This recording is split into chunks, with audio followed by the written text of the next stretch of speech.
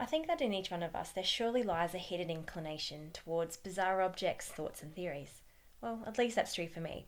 Luna Lovegood's character is someone who I've always been able to relate to since her introduction. My opinion about Luna is that she was an integral part of the Harry Potter series. We're introduced to her in the Order of the Phoenix, where Harry meets her for the first time in a compartment in the Hogwarts Express.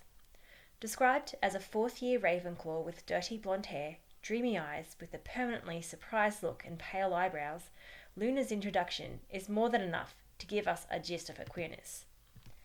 The girl gave off an aura of distinct dottiness. Perhaps it was the fact that she had stuck her wand behind her left ear for safekeeping, or that she had chosen to wear a necklace of butterbeer caps, or that she was reading a magazine upside down. As they get off the train at Hogsmeade, Harry gets rather worried when he sees the Thestrals pulling the carriages. He had never seen them before, and no one else seemed to notice them. Just as he doubts if he's going mad, Luna comes to his rescue. "It's all right," said a dreamy voice from beside Harry as Ron vanished into the coach's dark interior. "You're not going mad or anything. I can see them too." "Can you?" said Harry desperately, turning to Luna. He could see the bat-winged horses reflected in her wide silvery eyes. "Oh yes," said Luna. "I've been able to see them ever since my first day here. They've always pulled the carriages. Don't worry, you're just as sane as I am." Though this might not have been a huge relief to Harry, who had serious doubts about her sanity, it slightly unburdened him of his mental strain. Luna was able to let Harry know that it was part of the normal wizarding world. As the days progress and Dumbledore's army is set up, Luna joins it, and it is then that we see her exceptionally good magical ability. She proves to be a highly skilled witch and goes on to fight in the battle of the Department of Mysteries that ensues, and comes out alive, with only a few scratches. If she wasn't at this battle, then we would have never seen what an asset she is to the witches and wizards at this battle. Many other students find her weird, and some actually call her loony Lovegood, but she never is embarrassed and remains accepting of people around her. The weirdness is true, yes, for she has acutely absurd views on certain matters. For instance, in The Half-Blood Prince, Harry is completely taken aback by her notion of Rufus Scrimgeour, the Minister for Magic. There's supposed to be some vampire coming. Rufus Scrimgeour? She also strongly believes that the auras of the Ministry are a part of some conspiracy, for when Harry expresses his ambition of becoming an aura to Slughorn, she says, "I don't think you should become an aura, Harry. The auras are part of the Rotfang conspiracy. I thought everyone knew that. They're working from within to bring down the Ministry of Magic, using a combination of dark magic and gum disease."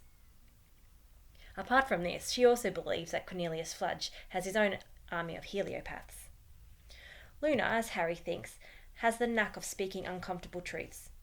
For example, in The Half-Blood Prince, she says plainly about Ron, "He says very funny things sometimes, doesn't he? But he can be a bit unkind. I noticed that last year." "I suppose," said Harry. Luna was once again demonstrating her usual knack of speaking of uncomfortable truths. He had never met anyone quite like her. In spite of all this eccentricity, she sometimes displays the depth of thinking that would stun a philosopher. An excerpt from Harry Potter and the Order of the Phoenix, where she comforts a grieving Harry after the death of someone close to Harry by telling him of her mum's death. "I still feel very sad about it sometimes, but I've still got Dad. And anyway, it's not as though I'll never see Mum again, is it?" Isn't it?" said Harry uncertainly. She shook her head in disbelief. "Oh, come on. You heard them just behind the veil, didn't you?" "You mean—" "In that room with the archway. They were just lurking out of sight. That's all. You heard them." Luna is someone who can be both funny and serious without being aware of it.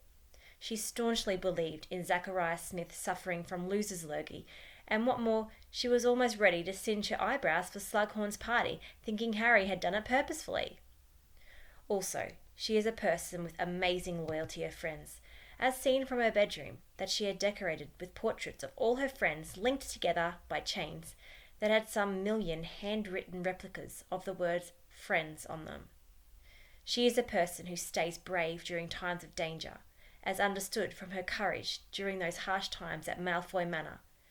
She is amazingly kind, as can be interpreted for her love for Dobby and her nursing of injured people during the Battle of Hogwarts. Above all, she is one person the Harry Potter series couldn't have done without.